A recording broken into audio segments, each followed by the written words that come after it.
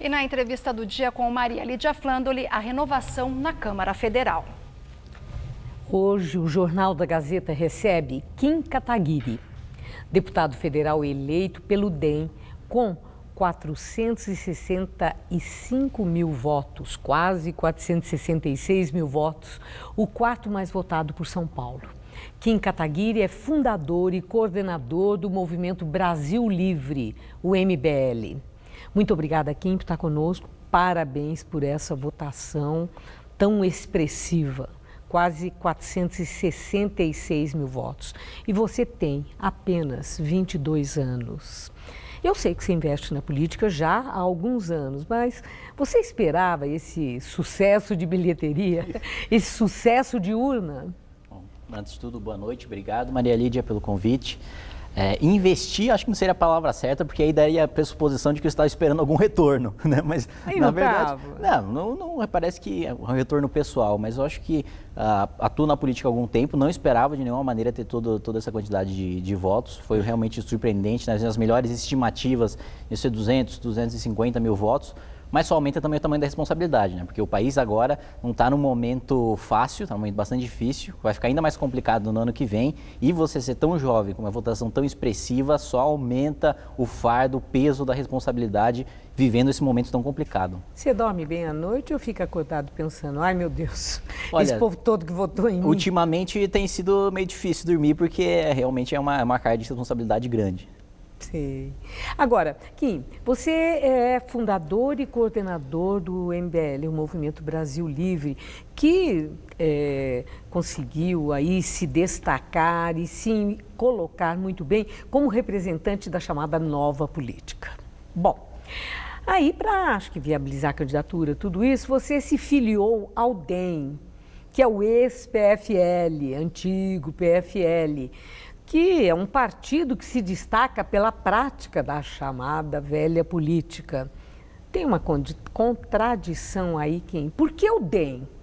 Antes de qualquer coisa, eu não gosto muito do termo nova e velha política, porque para mim o que existe é boa e má política, né? Porque quando você para ver a velhíssima política, que é a origem da política em si, ela surgiu justamente para você solucionar conflitos pacificamente, democraticamente, sem que um arranque a cabeça do outro para saber quem será o próximo César. Então eu prefiro colocar entre boa e má, porque eu acho que não tem nada de novo em você fazer política com transparência, em você fazer política com responsabilidade. Infelizmente, isso é um pouco incomum na política brasileira. O MBL teve candidatos de diversos partidos políticos diferentes, tanto em 2016 como agora em 2018. A minha escolha, pessoalmente, pelo DEM foi pela completa liberdade de me posicionar e de defender tudo que eu já defendia no Movimento Brasil Livre e de exercer todas as minhas prerrogativas enquanto deputado federal. Tanto que eu não esperava essa votação tão expressiva, mas ela me motivou a lançar a candidatura à presidência da Câmara dos Deputados, mesmo tendo um concorrente, que é um dos caciques do partido, o Rodrigo Maia, sendo um aí dos favoritos para reeleição à presidência da Câmara. Mesmo com a candidatura dele, tenho plena liberdade para me candidatar, para criticar as posturas dele enquanto presidente da Câmara e de qualquer outro membro de dentro do partido. Então, a independência que me fez buscar esse partido e que fez outros membros do MBL buscarem outros partidos. Bom, agora, Kim, eu tenho ainda uma última questão sobre o Movimento Brasil Livre, que esse movimento que conquistou espaço na política, elegeu parlamentares e vocês pretendem no MBL se transformar em partido político? Eu não acho que o MBL deva se transformar em partido político, mas eventualmente com uma mudança na lei eleitoral, e eu acho que a principal coisa tem que ser a mudança na lei eleitoral para uma mudança de voto distrital, do voto proporcional de lista aberta, como funciona hoje, para uma mudança para um voto distrital puro ou misto, faria sentido o MBL ter um partido político. Eu acho que o MBL nunca seria em si só um partido político, porque hoje é uma coisa muito maior do que a gente planejava no início. Além de ter uma estrutura de comunicação muito grande, ter uma militância, um ativismo muito grande, uma presença agora cada vez maior dentro das escolas e das universidades, a representação institucional ficou como uma espécie de terceiro pilar que é sustentado pelos outros dois que são mais fundamentais, que é a militância e a comunicação. Não adianta nada você ter excelentes quadros políticos, ter excelentes dançarinos se a música que está tocando é música errada. Antes de qualquer coisa, a gente precisa mudar a música, trabalhar a opinião pública, trabalhar a militância para ir representação institucional. Mas o MBL ter um partido político é uma possibilidade, sim. Bom, e o MBL tem um alcance, né, na política que faz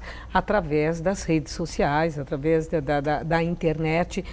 A sua campanha foi vibrante nesse espaço, mas ao mesmo tempo o DEM ofereceu muito espaço para você na televisão também. O que pesou mais para a sua conquista de tantos votos? Acho que o que pesou mais foram as redes sociais. Exemplo disso é a eleição presidencial, né? Se de fato a grande diferença fosse o tempo de televisão, Geraldo Alckmin não teria fracassado miseravelmente como fracassou nas eleições da presidência da República, né? Jair Bolsonaro no primeiro turno tinha lá seus 7 segundos de televisão e ainda assim teve a votação que teve e se tornou o presidente da República. Então eu realmente acredito que o foco foram as redes sociais. Aliás, meu partido ofereceu R$500 mil de fundo partidário para minha campanha. Como eu me posiciono contra a existência do fundo partidário e do fundo eleitoral, eu recusei esse dinheiro e fiz só com a contribuição de pessoas que voluntariamente doaram seu dinheiro. Não acho que é moral o cidadão ser obrigado, o pagador de impostos ser obrigado a financiar a campanha de um político. Bom, agora as redes sociais, né, que você falou sobre a força delas, o que apareceu, a eleição do Bolsonaro configura isso com muita clareza. A palavra dos líderes políticos passou a ter muito menos peso em função dessa força crescente das redes sociais? Não acredito que tenha perdido peso, acho que pelo contrário. Existe agora uma democratização da informação e as pessoas cada vez mais participam da política que durante muito tempo, em todos os países do mundo, foi uma coisa mais de elite, foi uma coisa mais aristocrática, foi uma coisa reservada àqueles que de fato tinham acesso, liam jornais, tinham acesso à informação, tinham acesso à imprensa, tinham acesso ao mercado financeiro e hoje todo mundo tem acesso a diversas informações, a todas as informações que você quiser. Todo brasileiro tem um celular, tem um WhatsApp, consegue receber notícias e enviar notícias de uma maneira muito mais simples. Então eu acho que isso acabou esclarecendo a população e fazendo com que ela entrasse no debate público de uma maneira mais intensa e que levasse menos em consideração o que a imprensa tradicional publica e mais em consideração o que os próprios candidatos, os próprios opositores desses candidatos debatem.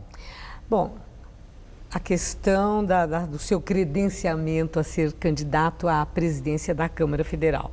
Você nem bem chegou, aliás, nem chegou ainda, porque não tomou posse, lá na Câmara Federal e já anunciou para os 4 ventos que você quer se candidatar à presidência da Câmara. E aí você também nem perguntou se o Rodrigo Maia está achando graça nisso ou o próprio presidente do partido, o ACM Neto. Aqui você sentou, nem começou uma entrevista, você já estava falando que está aí disputando a presidência da Câmara. Você, com essa investida logo de cara, você está trombando com os caciques do seu partido e arrumando problema para o futuro?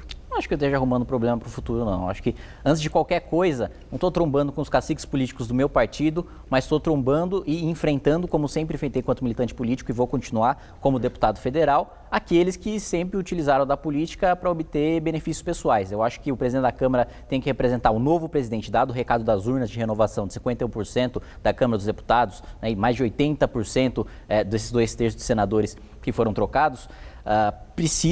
As urnas exigem, né, um presidente da Câmara que traga mais transparência, que demonstre a pauta para a população, porque essa eleição sempre foi uma coisa muito fechada. Isso é uma crítica a Rodrigo Maia? Isso é uma crítica a todos os ex-presidentes da Câmara, inclusive ao atual presidente da Câmara. Acho que não foi feito esse diálogo com a sociedade, não é feito até hoje, tanto que você teve a pauta e na comissão especial da reforma da Previdência, por exemplo, foi feito um péssimo trabalho de comunicação, tanto pelo governo Michel Temer, como pela Câmara dos Deputados, porque não teve um diálogo com a população, não foi feito de baixo para cima. Eu, pessoalmente, mesmo sendo uma pauta impopular, não tenho problema nenhum de dizer que sou um defensor da reforma previdenciária. Se for presidente da Câmara, vai ser minha principal prioridade. Minha primeira prioridade, reforma da Previdência, segunda, reforma da Previdência, e terceira também a reforma da Previdência, que é essencial para que o país saia do buraco. Agora, quando você não tem transparência com a sociedade, quando você não explica efetivamente o que vai mudar, é evidente que você vai ter rejeição e não vai conseguir levar essa pauta em frente. Milhões, bilhões, aliás, de investimentos estão só esperando um presidente da Câmara que dê essa firmeza de que o país vai arrumar para um caminho certo,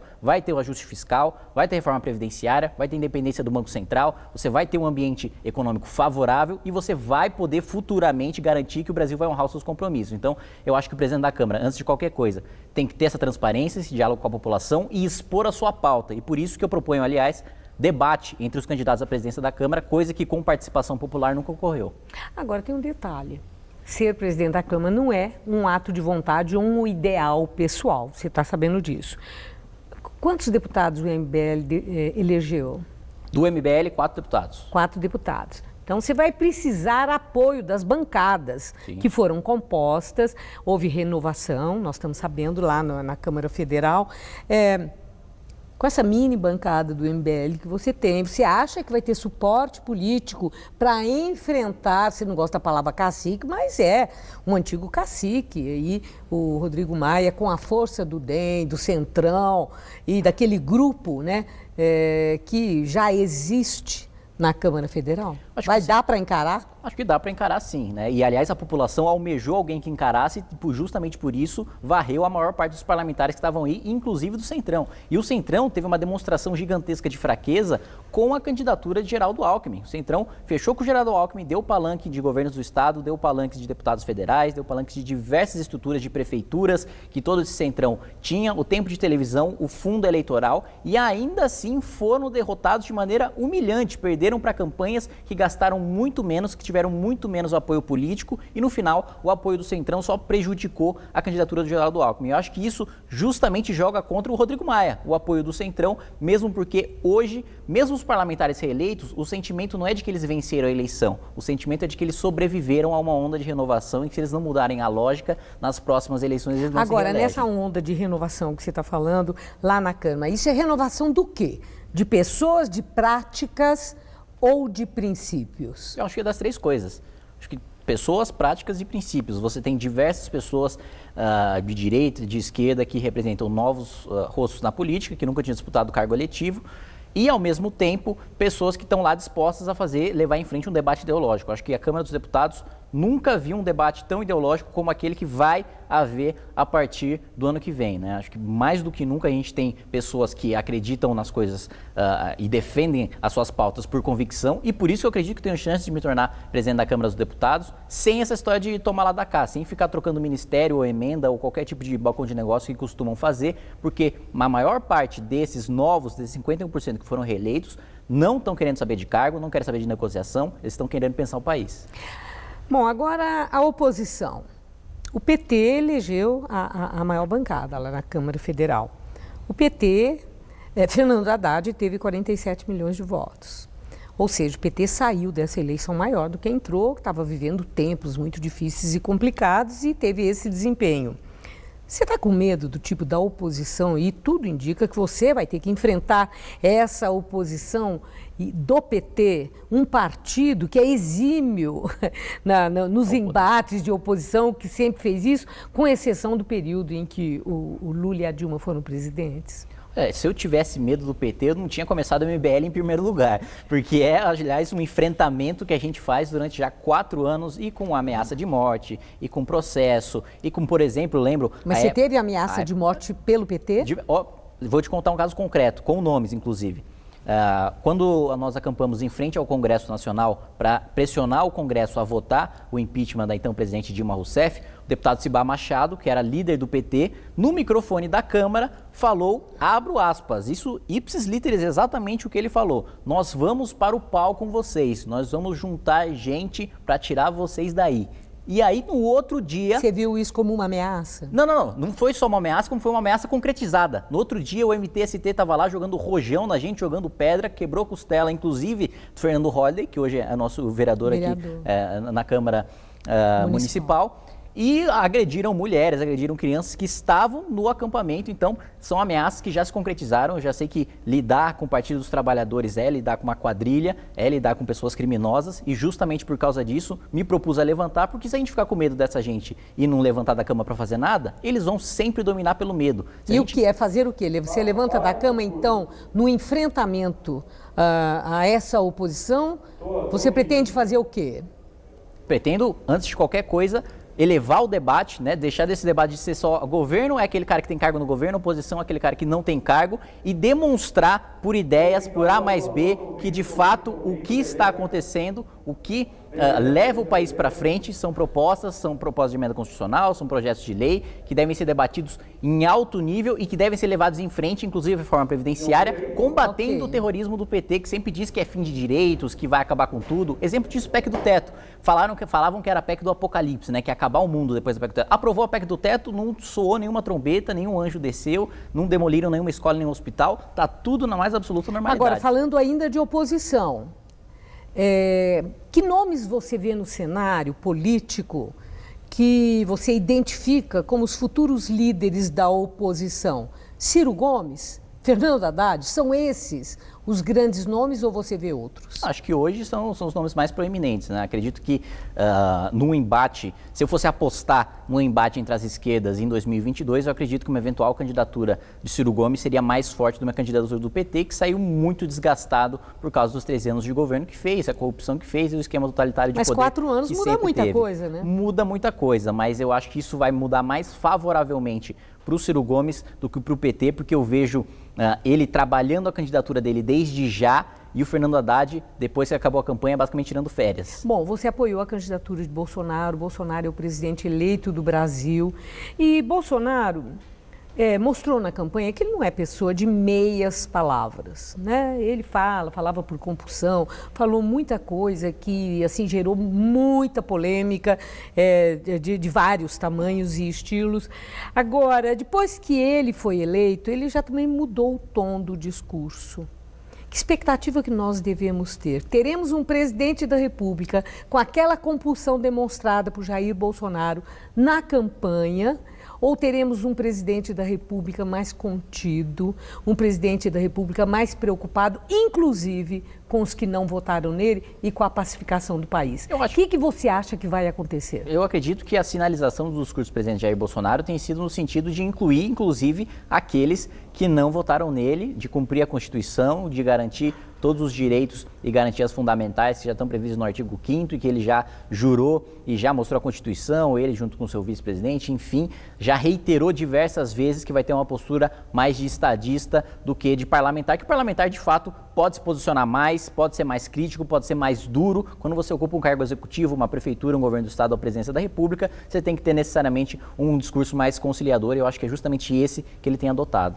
E você acredita, logo que nós começamos, falou do seu empenho para o debate e a votação e a realização da reforma da Previdência. Você citou Previdência, Previdência e Previdência.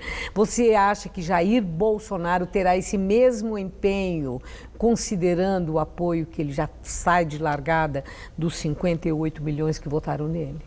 Olha, eu acho que ele precisa enfrentar esse problema, querendo ele ou não. Acho que ele tem consciência do tamanho do problema, tanto ele como sua equipe econômica, liderado pelo Paulo Guedes, que aliás é técnica e é excelente. O próprio Paulo Guedes já admite a reforma previdenciária, inclusive muito mais profunda e muito mais justa do que foi proposta durante o governo Temer. E eu acredito que o empenho sim vai ser levado em frente porque precisa. Ou o presidente da República promove uma reforma previdenciária ou o país vai definitivamente para o buraco. A gente tem duas opções. Ou melhora muito com uma sinalização muito positiva de que a gente vai se tornar um país sério, com responsabilidade fiscal, ou a gente vai de vez para o buraco mostrando que não, que a gente nunca vai honrar nossos compromissos e que a gente nunca vai pagar nossa dívida.